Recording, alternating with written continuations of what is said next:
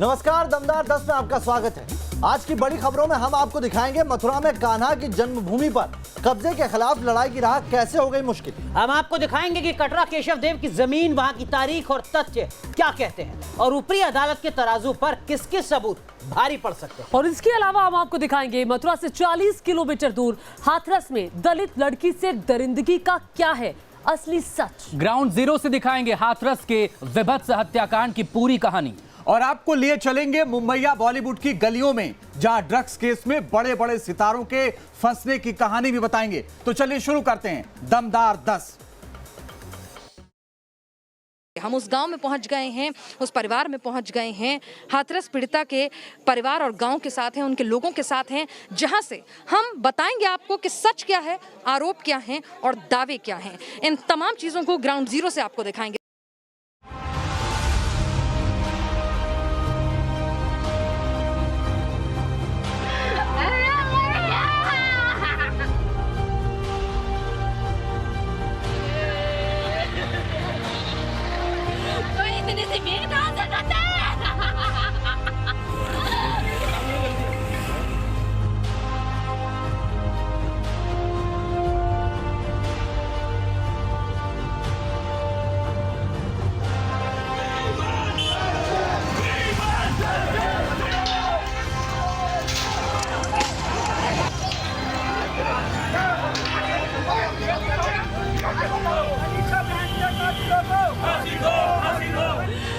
जमीन पर फैला आँच और पहाड़ को चीर देने वाली चित्कार। लौट के तो दोबारा नहीं आएगी। अंधेरी रात में सुनसान जगह पर धधकती चिता और सामने खड़े सरकार। ये नियति थी उस 19 साल की दलित लड़की की, जिसका दलित होना ही शायद गुनाह था। वो खेतों में दरिंदगी के शिकार हुई, अलीगढ़ के अस्पताल से दिल्ली के अस्पताल तक भर्ती रही और आखिरकार दम तोड़ दिया।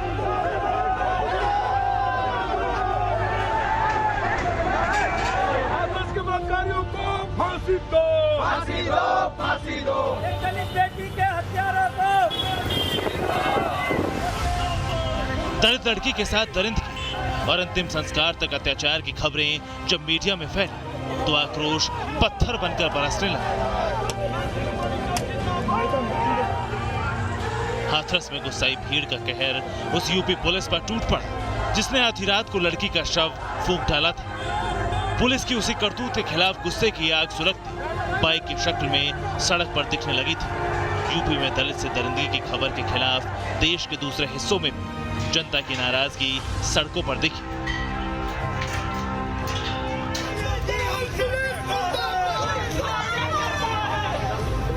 अलग अलग दलों के समर्थक और कार्यकर्ता सरकार, पुलिस और प्रशासन के खिलाफ सड़कों पर उतरे हुए थे। शहर मुरादाबाद में भी हाथरस में दलित के साथ हुई हवानियत के खिलाफ कांग्रेस के कार्यकर्ता सड़क पर उतरे हुए थे। कोलकाता में युवा कांग्रेस के कार्यकर्ता विरोध प्रदर्शन कर राजभवन पहुंचे थे। कांग्रेस के इस प्रदर्शन में 2 अन्य दलों के कार्यकर्ता भी शामिल थे और हाथरस की घटना को लेकर विरोध और नाराजगी जता रहे थे। हाथरस कांड के खिलाफ लोगों के गुस्से का असर राजधानी दिल्ली में भी दिखा। यहां कांग्रेस से लेकर लेफ्ट पार्टी के छात्र संगठनों ने भी यूपी सरकार और पुलिस के खिलाफ विरोध प्रदर्शन किया।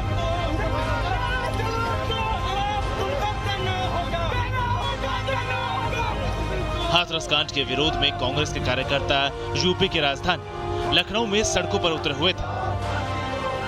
सवाल यूपी के पुलिस प्रशासन पर था और गुस्सा सरकार पर।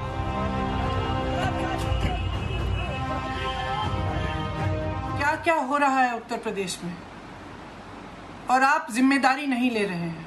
आप आज भी ये बयान दे रहे हैं कि प्रधानमंत्री जी के फोन करने के बाद आपने एसआईटी जारी की है। ये पहले क्यों नहीं किया गया? 14 तारीख को क्यों नहीं किया गया?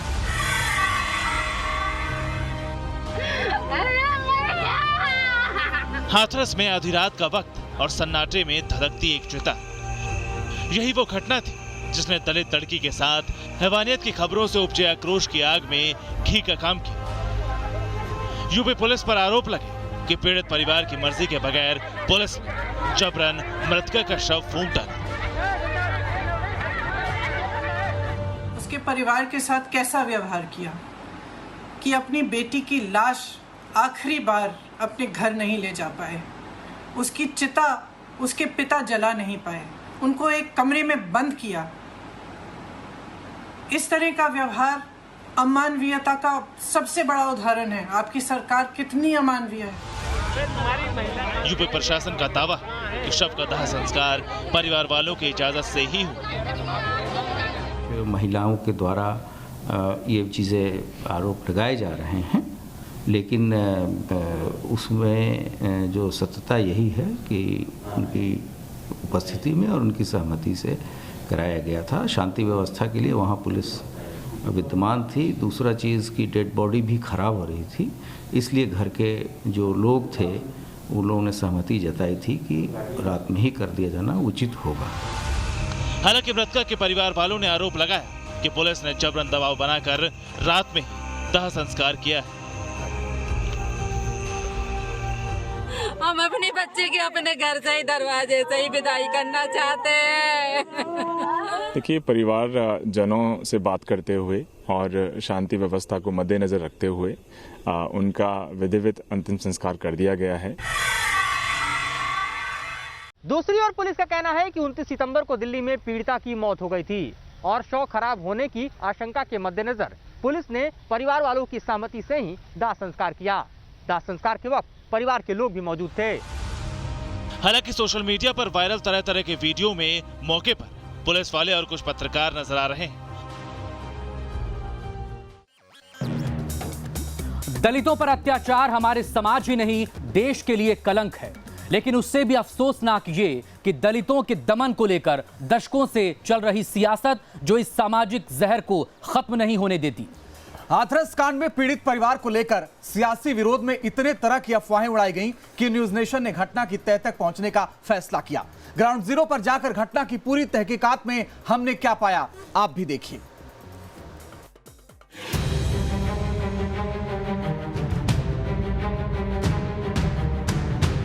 यूपी के हाथरस में पीड़ित लड़की के गांव में आवाजाही पर बंदिशें, बैरिकेडिंग, पुलिस और हर आवाजाही करने वाले पर उनकी नजर।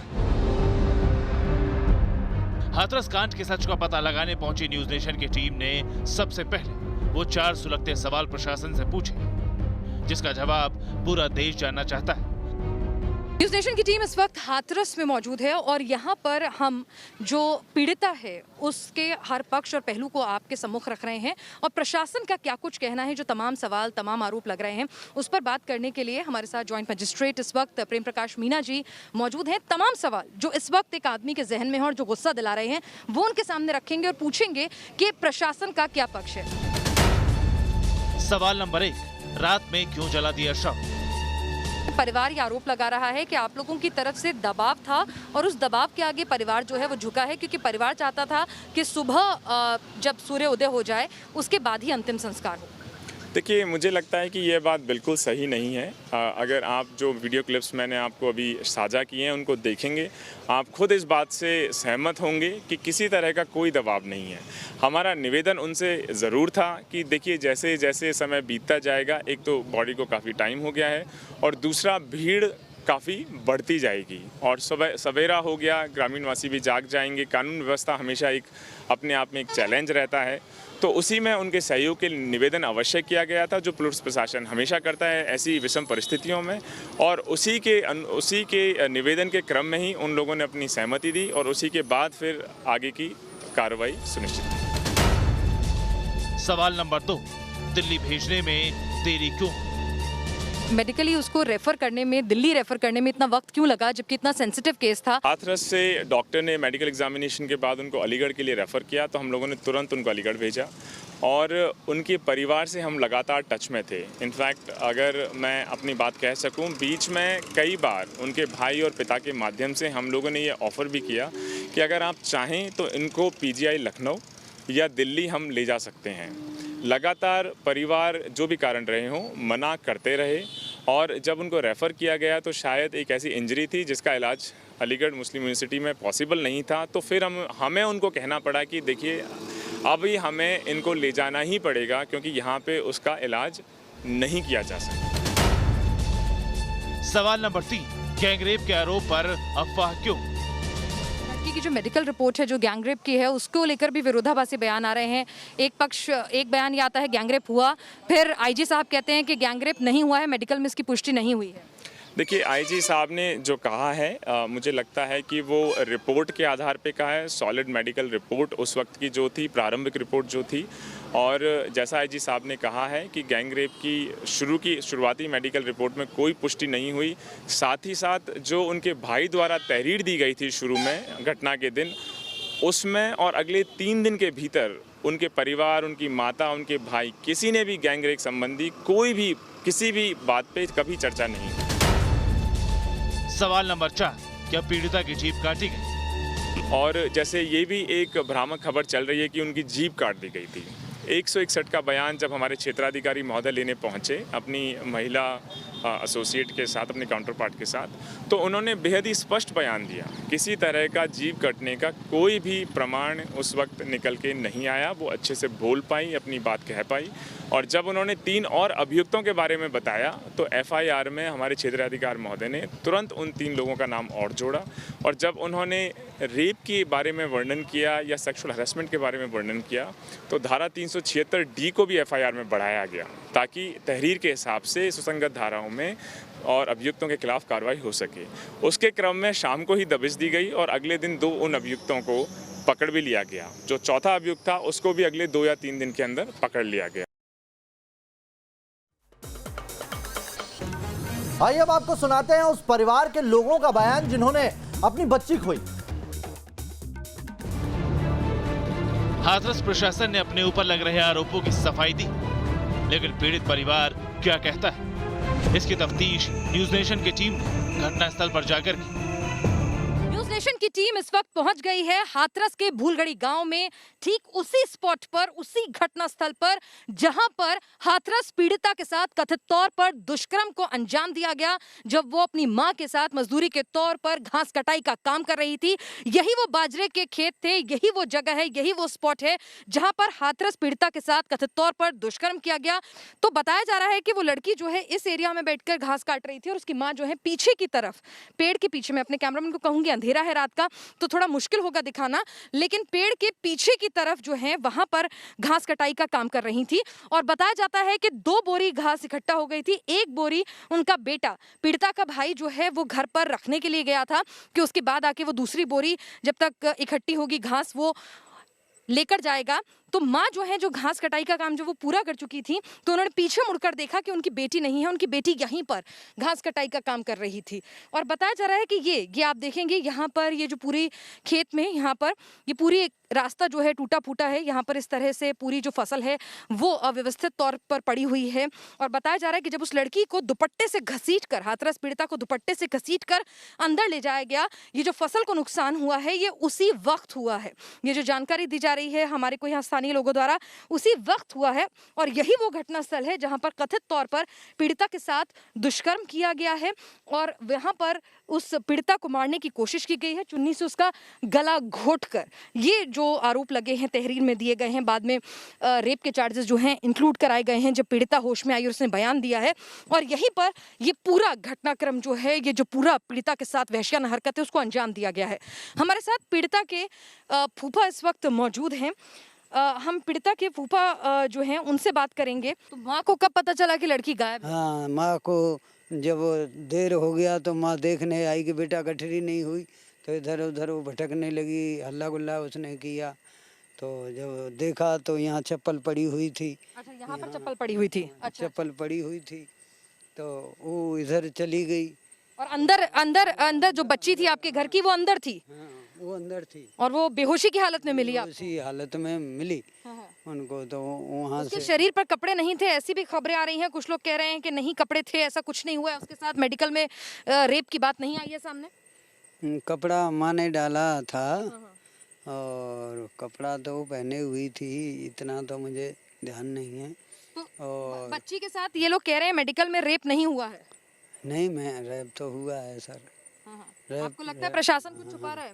प्रशासन छुपा रहा है। परिवार का आरोप है कि पीड़िता के साथ दुष्कर्म हुआ है, लेकिन प्रशासन कह रहा है, आईजी साहब कह रहे हैं कि कोई भी जो पहली तहरीर थी शुरुआत के 3 दिन जब तक पीड़िता होश में नहीं आई, उसमें कहीं भी परिवार ने रेप का इल्जाम नहीं लगाया, सिर्फ मारने का इल्जाम लगाया। उसके बाद जब पीड़िता ने बयान दिया तो उसमें उसने गैंगरेप की बात की और कुछ लोगों के नाम लिए। फिर एफआईआर में ये तमाम धाराएं और ये तमाम अपराध इंक्लूड किए गए, लेकिन जब लड़की का मेडिकल हुआ है तो उसमें रेप की पुष्टि नहीं हुई है। आप लोग कह रहे हैं जीभ भी काट दी थी लड़की की, लेकिन तो बयान कैसे दिया? ये हड्डी लड़की की तो जीभ कट गई थी, तो बयान कैसे दिया?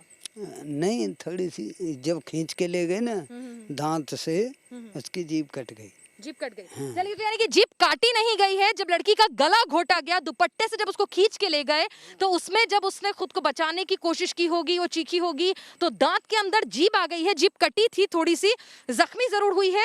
आरोपियों ने लड़की की जीभ नहीं काटी है। न्यूज नेशन आपको ग्राउंड जीरो से 100% सच बता रहा है, अफवाहों पर मत ध्यान दीजिए। घटनास्थल का जायजा लेने के बाद न्यूज नेशन की टीम उस घर पर पहुंची जो घर मासूम बेटी की मौत के मातम में डूबा हुआ था। वहां मौजूद मृतका के माता पिता और भाई ने जो सवाल उठाए वो प्रशासन के दावों की धज्जियां उड़ा रहे थे।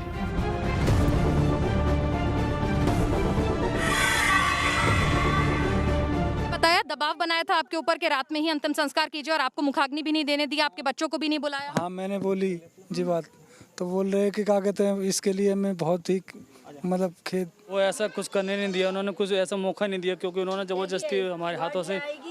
दीदी को अच्छा से अंतिम संस्कार करेंगे, ये फूल मंगा के रखे तो और भी फूल थे, इनका अब क्या करूं? डीएम साहब के पास भेजूं इन्हें। पुलिस वाले जो बड़े अधिकारी हैं, एसपी, एसडीएम, एसएसपी, सारे के सारे बड़े अधिकारियों ने उन्हें अपने आप ही जला दिया, हमें पता भी नहीं चला। मैं चाहता हूँ इन्हें सस्पेंड किया भी जाएगा कि इनकी सिर्फ कार्रवाई होगी। पुलिस प्रशासन का इन्होंने पूरा साथ लिया और उनका ही साथ दिया, हमारा कोई साथ नहीं दिया शुरुआत से ही, और ये सब किया गया है उन्हीं की। मैं तो ये बोलता हूँ शायद हो सकता है कि रिश्वत दे दी हो, पैसे भर दिए हो, कोई पता नहीं है, हम नहीं जानते क्या होता है क्या नहीं है, हमें नहीं पता कुछ भी। पूरा हिंदुस्तान हाथरस की बेटी के लिए इंसाफ की मांग कर रहा है। प्रधानमंत्री मोदी तक ने सीएम योगी से इसी मुद्दे पर बात की। 4 आरोपी पकड़े गए हैं, एसआईटी बनाई जा चुकी है, सीबीआई जांच की मांग को लेकर मामला सुप्रीम कोर्ट तक पहुंच चुका है। क्योंकि हाथरस की घटना ने दलितों पर हो रहे अत्याचार को लेकर गंभीर सवाल खड़े किए। न्यूज नेशन ने इस पूरे कांड का 100% सच उजागर करने के लिए ग्राउंड पर तहकीकात की है। उससे पहले आपको दिखाते हैं वो इकबालिया बयान जिसमें पीड़िता अपने साथ हुई दरिंदगी की कहानी बता रही।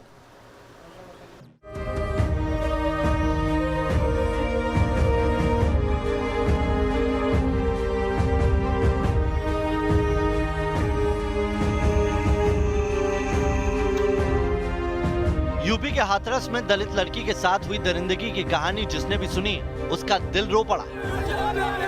देश के शहर शहर में सड़कों पर दिखती हैं मोमबत्तियां, भले ही सियासी मकसदों के लिए निकली हों, लेकिन हाथरस की घटना ने इंसानियत पर सवाल खड़े कर दिए। दिल्ली के निर्भया कांड की तरह ही दिख रही हाथरस की घटना के बारे में सुनकर लोगों की रूह कांप उठी।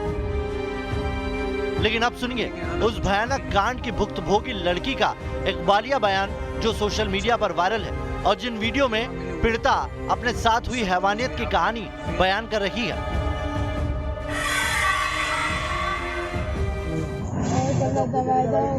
क्यों क्यों दबा दिया बताओ?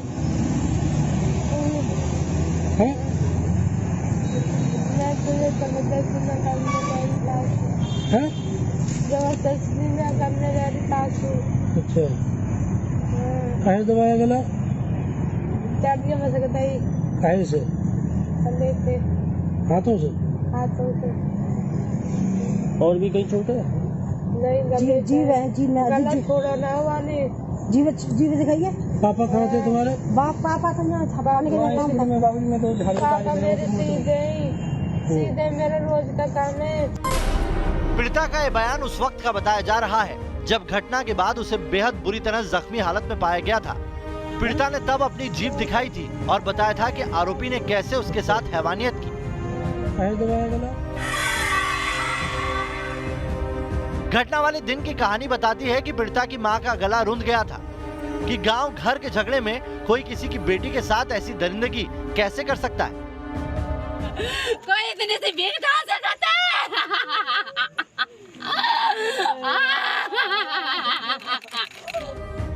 घटना के बाद तकरीबन बेहोश हो चुकी पीड़िता को लेकर घरवाले अस्पताल पहुंचे थे। पीड़िता बेड पर बेहोश पड़ी थी। तब मां ने बताया था कि आरोपी ने कैसे 15 साल पुरानी दुश्मनी का बदला लिया है।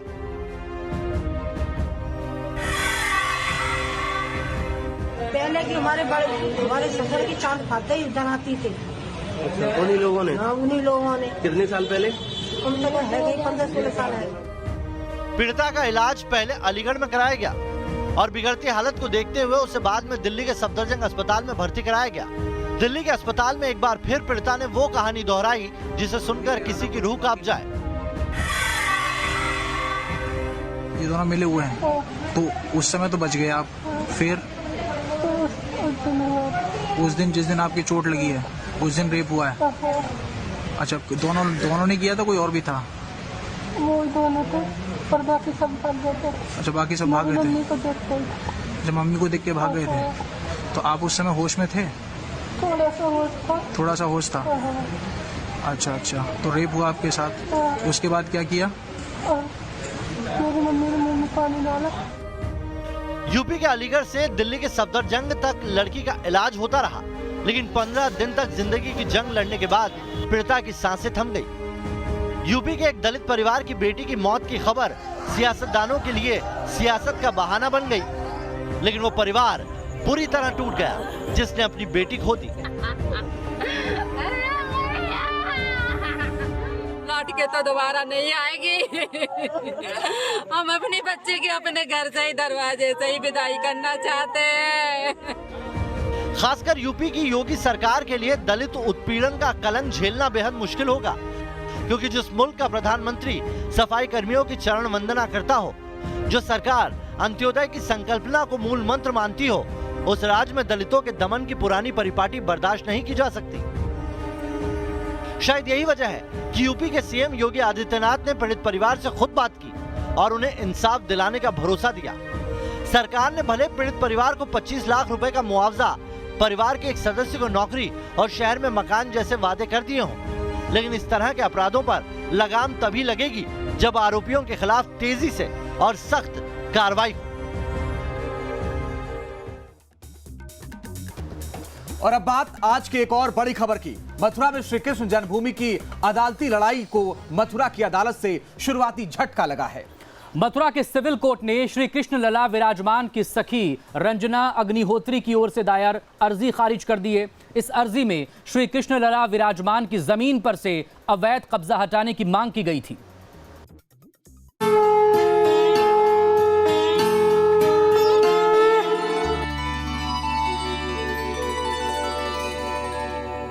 मथुरा की गली गली में राधे कृष्ण की झलकियां हैं।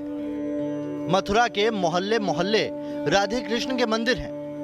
कान्हा के ब्रज भूमि पर मंदिरों और तीर्थों की कोई कमी नहीं, लेकिन कान्हा की जन्मभूमि सिर्फ एक है, वो जन्मभूमि जो कंस के कारागार वाले इलाके में मौजूद है।